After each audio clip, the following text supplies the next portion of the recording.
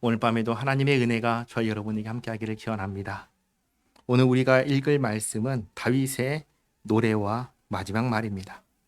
시편을 보시면 다윗이 쓴 시라고 되어 있는 시가 73편이 있습니다. 그러니까 시편의 표제가 다윗이 노래한, 다윗이 쓴 이라고 이렇게 명확하게 알려주는 시가 73편이 있습니다. 그리고 그 모든 시는 전부 다 다윗이 하나님과의 관계 속에서 쓴 시입니다. 무슨 말이냐면 다윗은 하나님과 깊은 관계 속에 있던 사람이라는 겁니다. 사실 우리가 신앙이라고 할 때 이 신앙은 정확하게 말하면 하나님과 나와의 관계를 말합니다. 하나님과 관계가 있으면 신앙이 있는 것이고 하나님과 관계가 없으면 신앙이 없는 겁니다. 그리고 하나님과의 관계가 있어도 그 관계가 어떤 관계냐에 따라서 신앙이 있다고도 할 수 있고 없다고도 할 수 있습니다. 무슨 말이냐면 지난 주일날에 말씀드린 것처럼 신앙인데 귀신 신앙도 있다는 겁니다. 귀신도 하나님을 믿습니다. 귀신도 알고 떱니다. 그러나 귀신은 하나님께 대해서 이렇게 말합니다. 나와 무슨 상관이 있습니까? 아니 믿는데도 이런 말을 하는 거예요. 믿고 떨면서도 하는 말이 나와 무슨 상관이 있습니까? 그러니까 알고 믿어도 하나님과의 이 관계가 없으면, 상관이 없으면 신앙이 없는 겁니다. 그리고 이 관계는 우리가 하는 모든 행동의 원천이 됩니다. 하나님과 관계가 있으니까 그 관계 때문에 나오는 행동들이 있다는 겁니다. 관계가 없으면 나올 수 없는 행동들이 있다는 겁니다. 예를 들면 다윗 같은 경우에는 하나님을 찬양하며 시를 쓰는 것, 하나님과 관계가 있으니까 하는 겁니다. 그래서 이것을 잘 보시기 바랍니다. 시를 쓴다는 행위는 누구나 합니다. 하나님과 관계 있는 사람도 하지만 관계 없는 사람도 합니다. 그런데 관계 없는 사람이 시를 쓴다고 해서 그 시를 쓴다는 행위 자체가 하나님과의 관계를 만들어질까요? 그러지 않는 것이죠. 우리가 이 점을 잘 기억해야 합니다. 흔히 믿음과 행위의 이 관계를 두고 사람들이 많이 오해를 하거든요. 지난주에도 말씀드렸지만 믿음이 없이 행위만 있으면 소용이 있다고 했나요? 없다고 했나요? 아무 소용이 없다고 했습니다. 반대로 믿음은 있다고 하는데 행위가 없으면 이건 소용이 있나요? 없나요? 이것도 소용이 없는 겁니다. 왜 그런가? 믿음이 없이 행위만 있으면 그 행위는 하나님과 상관이 있을까요? 없을까요? 없는 거기 때문입니다. 그래서 소용이 없는 겁니다. 시를 쓴다는 행위가 있어도 하나님과 아무 상관이 없는 거라면 그 시가 무슨 소용이 있겠습니까? 반대로 믿음이 있다고 하는데 행위가 없다면 그 믿음은 의심스러운 믿음일 수밖에 없습니다. 왜냐하면 예를 들면 이렇습니다. 사랑한다고 하는데 사랑하면 나오는 행동들을 하나도 하지 않는 것과 같은 것이기 때문입니다. 어떤 사람이 나를 사랑한다고 해요. 나를 좋아한다고 해요. 그런데 딱 보는데 눈빛이 달라요. 사랑의 눈빛이 없어요. 사랑의 말도 없습니다. 배려도 없습니다. 그러면 이 정말 사랑하는 건 맞아? 의심할 수밖에 없는 것이죠. 솔직히 사랑한다고 하는데 보려고 하지도 않고 배려하지도 않고 눈빛도 차갑고 그러면 누가 그걸 보고는 사랑한다고 하겠습니까? 그러니까 믿음이 있으면 행위는 당연히 따라서 나오는 겁니다. 이게 너무나 당연한 겁니다. 오히려 믿음에 따른 마땅한 행위를 하지 못하는 것에 대한 자기 반성이 없을 수가 없는 거예요. 나는 이 사람을 정말 사랑하는데 내가 정말 사랑하는데 그만큼 내가 사랑하지 못한다. 내가 이만큼 하지 못한다 해서 오는 그게 있잖아요. 자기의 그 한계를 놓고 생각하는 안타까움 있잖아요. 똑같은 것이요. 하나님을 믿는데 그 믿음에 따른 행위가 따라 나와야 되는데 하지 못하는 거에 대한 스스로의 안타까움, 자기 반성이 있는 겁니다. 그래서 정말로 믿음 있는 사람은 늘 뭘 하는 줄 아세요? 회개를 합니다. 회개를 해요. 내가 마땅히 이렇게 해야 되는데 하지 못하는 것을 알기 때문에 오늘도 하나님 부족했습니다. 용서해. 그 회개가 늘 있는 겁니다. 그래서 조금 다른 이야기입니다만 참으로 믿는 사람은 참으로 회개하는 사람입니다.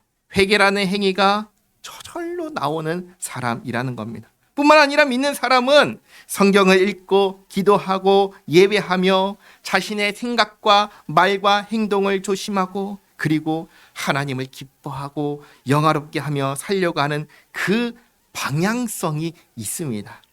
그게 나타나는 이 모습을 가지고 행위가 있다라고 말을 하는 겁니다. 믿음이 있으면 이러한 행위가 그래서 당연히 나올 수밖에 없는 겁니다. 오늘 다윗은 하나님을 믿는 믿음에서 수없이 많은 시를 기록합니다. 그리고 사무엘하 22장도 바로 그 시 가운데 하나인 겁니다. 다윗의 찬양시를 쭉 보겠습니다. 시작부터 뭐라고 하죠? 여호와는 이라고 시작하지요. 그러니까 시를 써도 하나님을 향하여 하나님과의 관계 속에서 시를 쓰는 겁니다. 뭐라고 합니까? 여호와는 나의 반석이시요 나의 요새시요 나를 위하여 나를 건지시는 자시요 내가 피할 나의 반석의 하나님이시요 나의 방패시요 나의 구원의 뿌리시요 나의 높은 망대시요 그에게 피할 나의 피난처시요 나의 구원자시라 나를 폭력에서 구원하셨도다. 다윗에게 있어서 하나님은 어떤 분이십니까? 한마디로 말하면 이거죠. 나의 구원자, 나의 구원자. 그래서 내가 찬송받으실 여호와께 아뢰리니 내 원수들에게서 구원을 받으리로다. 내가 하나님께 아뢰면 하나님께서 나를 원수들에게서 구원하신다는 그 믿음으로 노래하는 겁니다. 사망의 물결이 나를 애우고 불의의 창수가 나를 두렵게 하였으며 수월의 줄이 나를 두르고 사망의 올무가 내게 이르렀도다. 우리가 주목해야 될 부분인데 한번 우린 지금 다윗의 일평생을 쭉 봤잖아요. 한번 생각해 보시기 바랍니다. 다윗의 평생은 순탄했나요? 아니면 파란만장했나요? 파란만장했습니다. 다윗의 일평생을 결코 평탄했다, 아무 일도 없었다 그렇게 말할 수 없습니다. 한때 이스라엘의 군대 대장으로 백성들에게 칭송받았습니다. 그 기간이 길었나요? 아니요. 잠깐 짧았습니다. 백성들이 칭송하자 사울 왕이 그것을 듣고 어떻게 해요? 질투하지요. 그때부터 다윗을 죽이려고 합니다. 일국의 왕이 다윗을 죽이려고 하는 겁니다.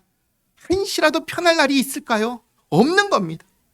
그렇게 오랜 시간을 그 죽음의 칼을 피해서 도망자 신세로 살아야 했던 게 다윗입니다. 남유다의 왕이 되었을 때 왕이 됐으니까 이제 평안한가요? 아니죠. 말을 안 듣는 부하가 있죠. 그게 누구예요? 요압. 요압 때문에 얼마나 힘들었는지 모릅니다. 그리고 왕이 되어서 몇 년간 남북 통일돼 가지고 편안하게 지내다가 충신 우리아의 아내 밧세바를 범하면서 그 죄로 인해서 어떻게 됐죠? 가정이 풍비박산나고 나라가 혼란에 빠지는 걸 경험합니다. 우리는 지금 다윗의 평생의 삶이 어떻게 살았는지 봤습니다. 다윗의 일평생 결코 순탄하지 않았습니다. 그런데 그런 고난과 환난 속에서도 마음이 평안이 있고 안심할 수 있고 때때로 기쁨이 있고 그리고 그런 어려움만 있는 게 아니라 그 순간순간마다 행복할 수 있는 이유가 뭐죠? 하나님이 계시기 때문입니다. 그래서 7절에 이렇게 노래하죠. 내가 환난 중에서 여호와께 아뢰며 나의 하나님께 아뢰었더니 그가 그의 성전에서 내 소리를 들으시며 나의 부르짖음이 그의 귀에 들렸도다. 이에 땅이 진동하고 떨며 하늘의 기초가 요동하고 흔들렸으니 그의 진노로 말미암음이로다. 다윗을 힘들게 하는, 다윗을 대적하는 자들을 향하여 하나님께서 진노하시는 겁니다. 그래서 그의 코에서 연기가 오르고 입에서 불이 나와 사람이여 그 불에 숯이 피었도다. 그가 또 하늘을 들이우고 강림하시니 그의 발 아래는 어두캄캄하였도다. 그룹을 타고 나르시며 바람 날개 위에 나타나셨도다. 그가 흑암 곳 모인 물과 공중에 빽빽한 구름으로 둘린 장막을 삼으시며 그 앞에 있는 광채로 말미암아 숯불이 피었도다. 여호와께서 하늘에서 우레소리를 내시며 지도하신 자가 음성을 내시며 화살을 날려 그들을 흩으시며 번개로 무찌르셨도다. 이럴 때 여호와의 꾸지람과 콧김으로 말미암아 물밑이 드러나고 세상의 기초가 나타났도다. 그가 위에서 손을 내미사 나를 붙드시며 많은 불에서 나를 건져내셨도다. 나를 강한 원수와 미워하는 자에게서 건지셨으며 그들은 나보다 강했기 때문이로다. 그들이 나의 재앙의 날에 내게 이르렀으나 여호와께서 나의 의지가 되셨도다. 나를 또 넓은 곳으로 인도하시고 나를 기뻐하심으로 구원하셨도다. 다윗은 이렇게 환난 가운데 구원하시는 하나님의 손길을 경험하고 찬양합니다. 하나님께서 나를 구원하시니 내 삶에 고난은 없다, 환난은 없다, 이게 아닙니다. 있습니다. 그러나 낙심하고 절망하지 않을 수 있다는 겁니다. 칠흑 같은 어둠 가운데에서도 나를 붙드시고 나를 건져주시는, 나를 구원하시는 하나님이 계신다는 것. 다윗에게 있어서 가장 큰 위로가 무엇일까요? 그 하나님이 나와 함께 하신다, 그 하나님이 나를 붙들어 주신다, 그거 말고 없는 겁니다. 가장 큰 행복이고 가장 큰 위로고 가장 큰 힘이 되는 사실입니다. 21절부터 말씀을 또 보시면 이렇게 찬양합니다. 여호와께서 내 공의를 따라 상 주시며 내 손의 깨끗함을 따라 갚으셨으니 이는 내가 여호와의 도를 지키고 악을 행함으로 내 하나님을 떠나지 아니하였으며 그의 모든 법도를 내 앞에 두고 그의 규례를 버리지 아니하였음이로다. 내가 또 그의 앞에 완전하여 스스로 지켜 죄악을 피하였나니 그러므로 여호와께서 내 의대로 그의 눈앞에서 내 깨끗한 대로 내게 갚으셨도다. 자비한 자에게는 주의 자비하심을 나타내시며 완전한 자에게는 주의 완전하심을 보이시며 깨끗한 자에게는 주의 깨끗하심을 보이시며 사악한 자에게는 주의 거스르심을 보이시리이다. 주께서 곤고한 백성은 구원하시고 교만한 자를 살피사 낮추시리이다. 그런데 한번 생각해 보시기 바랍니다. 다윗은 악을 행한 적이 없나요? 있습니다. 있습니다. 하나님의 법도와 규례를 저버린 적이 없나요? 있습니다. 손을 더럽힌 적은 없나요? 있습니다. 그러니까 지금 다윗은 아마도 이 시는 밧세바를 범하기 전에, 우리 대표적인 다윗의 범죄가 어디예요? 밧세바잖아요. 밧세바를 범하기 전에 쓴 찬양시 같습니다. 충신 우리아를 죽이기 전에 쓴 찬양 같습니다. 그때에는 이 말씀처럼 그랬던 것 같습니다. 그리고 다윗이 범죄했을 때도 다윗의 이 고백처럼 자신이 사악했을 때 하나님께서는 다윗에게 거스르심을 보이셨고 다윗이 교만했을 때 하나님께서는 낮추셨습니다. 그러니까 다윗의 이 찬양은 자신이 완전히 의로운 쪽에 있는 것처럼 이야기하지만 다윗의 일평생을 살펴본 우리는 그렇지 않다는 것을 분명하게 압니다. 그리고 다윗이 노래하는 또 우리가 믿는 하나님은 참으로 공의의 하나님이셔서 여기 있는 그대로 다윗이라 할지라도 분명하게 벌하시고 징계하신다라는 것을 깨닫게 됩니다. 동시에 우리 하나님은 참으로 자비로우신 하나님이셔서 자신의 잘못을 깨닫고 회개할 때 어떻게 하시죠? 받아주시고 용서해 주신다는 사실입니다. 근데 여기서 용서해 주신다라는 것은 무슨 뜻이냐면 이 관계를 끊어버리지 않으신다는 겁니다. 여전히 내 백성, 내 자식으로 여기신다는 겁니다. 그리고 동시에 죄에 대해서 징계하십니다. 관계가 끊어지면은 징계가 아니라 처벌입니다. 관계가 끊어지지 않았기 때문에 처벌이 아니라 징계가 됩니다. 징계는 뭐예요? 징계는 부모가 자녀를 잘못된 길에서 돌이켜 바른 길로 가도록 하는 게 징계입니다. 징계가 없으면 자식인가요? 아니죠. 징계가 있어야 자식입니다. 하나님께서는 다윗이 잘했을 때 품어주시지만 잘못했을 때는 징계하시면서 그렇게 다윗을 온전한 주님의 사람으로 만들어 가십니다. 또 29절에 다윗이 이렇게 찬양하지요. 여호와의 주는 나의 등불이시니 여호와께서 나의 어둠을 밝히시리이다. 우리가 앞이 보이지 않고 막막할 때 어떻게 해야 되죠? 내가 어떤 문제에 봉착했을 때 도무지 나는 어떻게 해야 될지 모르겠다 싶을 때 어떻게 해야 돼요? 다윗은 어떻게 했죠? 하나님을 의지했다고 지금 말합니다. 내가 주를 의뢰하고 적진으로 달리며 내 하나님을 의지하고 성벽을 뛰어넘나이다. 다윗은 내가 싸워야 할 대적을 앞에 두고 또 넘어야 할 성벽을 앞에 두고 내가 힘이 세니까 나는 싸움을 잘하니까 하면서 자신을 의지한 게 아니라 누구를 의지해요? 하나님을 의지했습니다.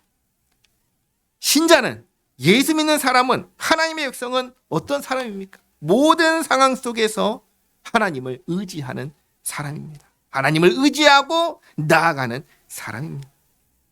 31절에 하나님의 도는 완전하고 여호와의 말씀은 진실하니 그는 자기에게 피하는 모든 자에게 방패시로다. 여호와 외에 누가 하나님이며 우리 하나님 외에 누가 반석이냐. 하나님은 나의 견고한 요새시며 나를 안전한 곳으로 인도하시며 나의 발로 암사슴 발 같게 하시며 나를 나의 높은 곳에 세우시며 내 손을 가르쳐 싸우게 하시니 내 팔이 놋화를 당기도다. 주께서 또 주의 구원의 방패를 내게 주시며 주의 온유함이 나를 크게 하셨나이다. 내 걸음을 넓게 하셨고 내 발이 미끄러지지 아니하게 하셨나이다.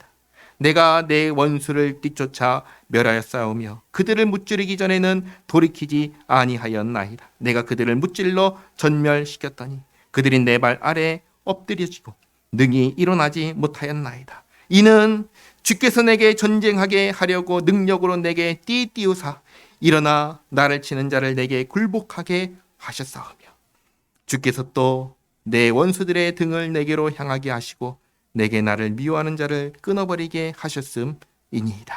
다윗은 자신이 적군을 무너뜨리고 승리하게 된 이유가 뭐라고 하시죠? 내가 힘이 있으니까, 내가 싸움을 잘하니까 이라고 하나요? 아니죠. 하나님께서 나에게 승리를 주셨다. 분명하게 이야기를 합니다.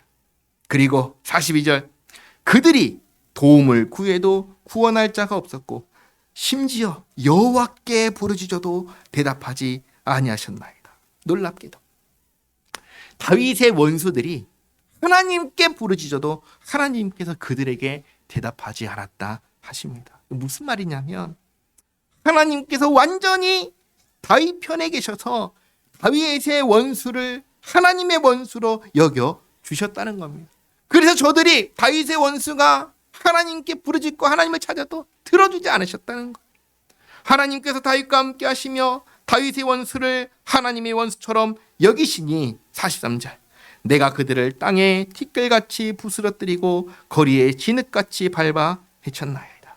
뿐만 아니라 주께서 또 나를 내 백성의 다툼에서 건지시고 나를 보존하사 모든 민족의 으뜸으로 삼으셨으니 내가 알지 못하는 백성이 나를 섬기리이다. 이방인들이 내게 굴복하며 그들이 내 소문을 귀로 듣고 곧 내게 순복하리로다. 이방인들이 쇠약하여 그들의 견고한 곳에서 떨며 나으리로다. 왜냐하면 하나님께서 다윗과 함께하여 주시기 때문입니다. 여호와의 사심을 두고 나의 반석을 찬송하며 내 구원의 반석이신 하나님을 높일지로다. 이 하나님이 나를 위하여 보복하시고 민족들이 내게 복종하게 하시며 나를 원수들에게서 이끌어내시며 나를 대적하는 자 위에 나를 높이시고 나를 강포한 자에게서 건지시는도다. 이러므로 여호와여 내가 모든 민족 중에서 주께 감사하며 주의 이름을 찬양하리이다. 다윗은 평생 우여곡절이 정말 많았지만 그럼에도 불구하고 하나님께 감사합니다. 하나님께서 나와 함께 하신다는 것보다 더 큰 복이 없다는 걸 분명하게 알았기 때문입니다. 여호와여 그의 왕에게 큰 구원을 주시며 기름 부음 받은 자에게 인자를 베푸시며 영원토록 다윗과 그 후손에게로다 하였더라. 다윗은 하나님께서 자신에게 하신 언약의 말씀을 근거로 이렇게 하나님을 찬양합니다. 하나님께서 다윗에게 어떤 약속을 하셨지요? 영원한 왕권과 영원한 나라를 약속하셨습니다. 사무엘하 7장 16절 말씀인데 나눠드린 종이에 있습니다. 같이 한번 읽어보겠습니다. 내 집과 내 나라가 내 앞에서 영원히 보존되고 내 왕위가 영원히 견고하리라 하셨다 하라. 아멘. 다윗은 하나님을 믿었습니다. 하나님의 약속을 믿었습니다. 그렇기에 이렇게 하나님의 이 약속을 근거로 하나님이 아무 말씀도 하지 않으셨는데 그저 교만하게 자기가 하나님이 나와 함께 하시고 나를 영원토록 붙드시고 복 주실 거야 라고 하나님의 약속과 상관없이 내뱉는 말이 아니라 이 말씀을 근거로 하나님께서 나에게 참으로 이렇게 하실 거라고 믿는 믿음으로 찬양한 겁니다. 그 다음 23장 보면은 1절에 이는 다윗의 마지막 말이라. 이새의 아들 다윗이 말하며 높이 세워진 자 야곱의 하나님께로부터 기름 부음 받은 자 이스라엘의 노래 잘하는 자가 말하노라. 여호와의 영이 성령님이죠. 나를 통하여 말씀하시며 그의 말씀이 내 혀에 있도다. 이스라엘의 하나님이 말씀하시며 이스라엘의 반석이 내게 이르시기를 사람을 공의로 다스리는 자 하나님을 경외함으로 다스리는 자여 그는 돋는 해의 아침빛 같고 구름 없는 아침 같고 비 내린 후에 광선으로 땅에서 음이 돋는 새풀 같으니라 하시도다. 맑은 아침 같고 돋는 새풀 같은 사람. 어떤 사람입니까? 공의로 다스리는 사람, 하나님을 경외함으로 다스리는 사람입니다. 내 집이 하나님 앞에 이같지 아니하냐. 하나님이 나와 더불어 영원한 언약을 세우사 만사에 구비하고 견고하게 하셨으니. 방금 읽었던 사무엘하 7장의 그 언약의 말씀이죠. 그러니 나의 모든 구원과 나의 모든 소원을 어찌 이루지 아니하시랴. 그러나 사악한 자는 다 내버려질 가시나무 같으니 이는 손으로 잡을 수 없음이로다. 그것들을 만지는 자는 철과 창자루를 가져야 하리니 그것들이 당장에 불살리리로다 하니라. 아멘. 사악한 자, 하나님께서 내버리시는 사람은 어떤 사람이죠? 불의로 다스리는 사람입니다. 하나님을 경외하지 않는 사람입니다. 그들은 돌이키지 아니하면 전부 다 불살라지고 멸망하게 될 것입니다. 오늘 이렇게 다윗의 찬양시와 다윗의 마지막 말을 보았습니다. 오늘 기억해야 될 핵심은 두 가지입니다. 첫째는 하나님이 어떤 분이시냐. 하나님이 어떤 분이시냐.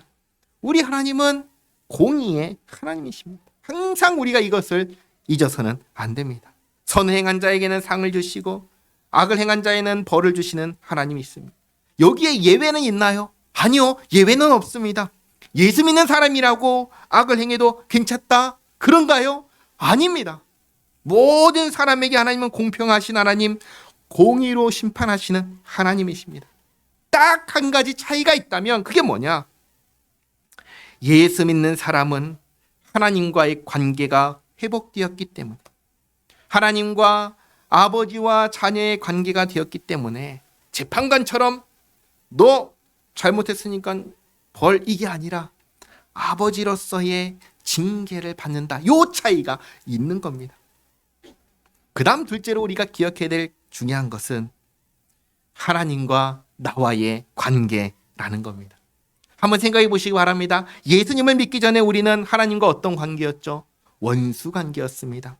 하나님께서는 우리를 향하여 진노하셨고 우리는 그 하나님 앞에 죄인이었습니다.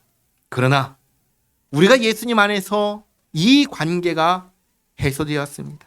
우리의 죄 문제는 예수님께서 대신 다 해결해 주셨습니다. 그리고 하나님 앞에 이제 우리가 진노의 자식이 아니라 사랑받는 자녀가 되게 하셨습니다. 다윗이 일평생 정말 잘한 것이 있다면 뭐냐면 하나님과의 이 관계를 늘 기억하며 이 관계 속에서 살았다는 겁니다. 이걸 다르게 말하면 나는 누구인가를 늘 의식하며 살았다는 겁니다. 우리는 누구입니까?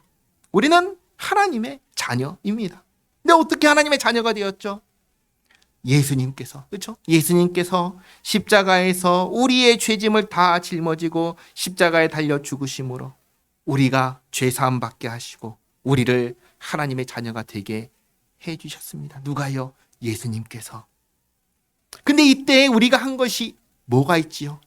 우리가 한 건 아무것도 없습니다. 하나님과의 관계를 회복하기 위해서, 죄 사함을 받기 위해서, 하나님의 자녀가 되기 위해서 우리가 한 것, 아니 우리가 할 수 있는 것 아무것도 없습니다. 한 것이 있다면 딱 한 가지죠. 뭐예요? 나를 위하여 이 모든 일을 하신 예수님을 믿고 의지하는 것. 그것이 우리가 할 수 있는 전부입니다. 그래서 우리는 늘 나는 예수 믿는 사람입니다 라는 이 의식을 가지고 살아가는 것, 그것이 우리가 할 수 있는 사실 유일한 행위입니다. 다윗도 그랬습니다. 나는 하나님의 사람입니다. 이 의식을 가지고 힘들 때나 괴로울 때나 환난과 고통 중에 있을 때, 원수가 나를 에워쌀 때 나는 하나님의 사람이니까 누구한테 기도해요? 하나님께 기도하고. 누구를 의지해요? 하나님을 의지하며 하나님의 도우심을 구하며 그렇게 일평생 단 한 번도 벗어나지 않고 일평생 그렇게 산 사람입니다. 죄를 지었을 때에도 하나님 앞에 즉시 엎드려 회개하며 용서를 구하고 하나님께서 내리시는 징계는 달게 받으며 그렇게 평생을 산 사람이 다윗입니다. 우리도 그렇게 사는 겁니다. 중요한 것은 하나님과의 이 관계 속에서 살아가는 겁니다. 이것을 믿음으로 산다라고 하는 겁니다. 이 삶이 우리 모두에게 있기를 바랍니다. 기도하겠습니다. 하나님, 다윗이 모든 환난과 고난 속에서 주님만을 의지하였던 것처럼 저희도 그렇게 아버지 하나님만을 의지하며 살게 하옵소서. 다윗이 하나님의 구원의 손길을 경험했던 것처럼 저희도 그렇게 아버지 하나님의 그 구원의 손길, 자비하신 은혜의 손길을 경험하게 하옵소서. 사실 예수님 안에서 이미 베푸신 구원의 은혜가 너무나 큽니다. 예수님 안에서 죄사함 받게 하시고 믿음을 주셔서 주님의 자녀가 되게 해 주셨습니다. 이 은혜를 잊지 않게 하옵소서. 저희가 아버지 하나님의 자녀임을 잊지 않게 하옵소서. 늘 나는 하나님의 아들이다, 딸이다, 나는 예수 믿는 사람이다, 이 의식을 가지고 주님과 동행하며 믿음으로 살아가는 저희 모두가 되게 하옵소서. 예수님의 이름으로 기도하옵나이다. 아멘.